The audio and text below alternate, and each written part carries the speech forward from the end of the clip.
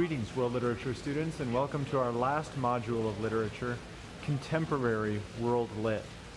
We're going to read a really wide, diverse range of short stories and poetry by writers, many of whom are still living today. Writers from Chile and Lebanon, Israel and Ireland.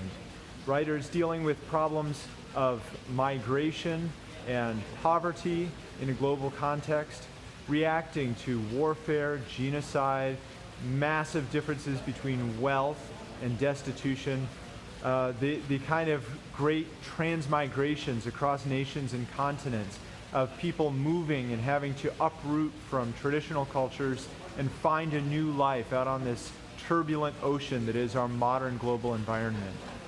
As we read contemporary world literature, I hope that you'll see the common thread of hope running through these works. Many people in our world, maybe you as well, or the people that you love, feel rootless right now. We're facing all kinds of problems that all the rest of human history could never imagine. We're struggling with the place of technology in our lives, or if there is any space for us to live amid all of our technology.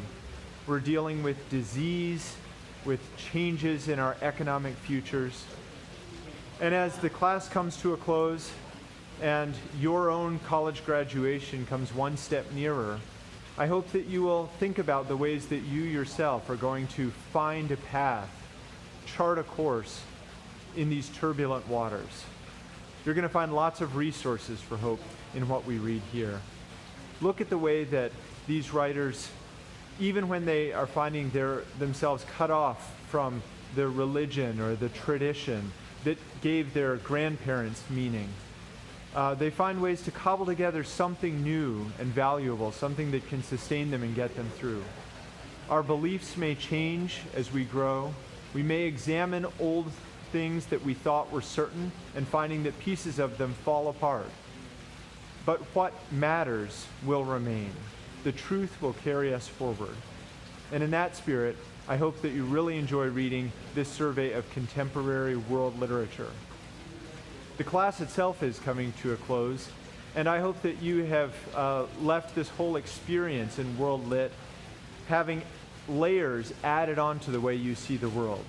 I hope that you can see more clearly how you live in a global city whose foundations may have been laid by the Enlightenment, but many of the buildings that you move through intellectually and culturally, many of the landmarks that guide your life were laid out in the Romantic period, or by influences from Asian culture, by realism and modernism, by the struggles of race and post-colonialism and war.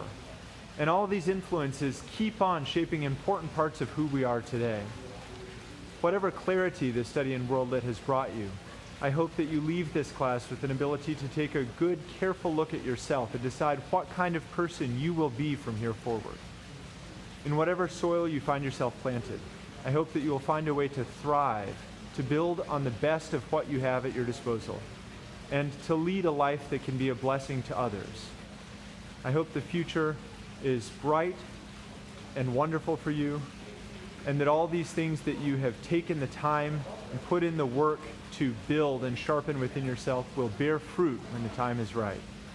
It's been a pleasure to work with you in this summer class. Happy reading.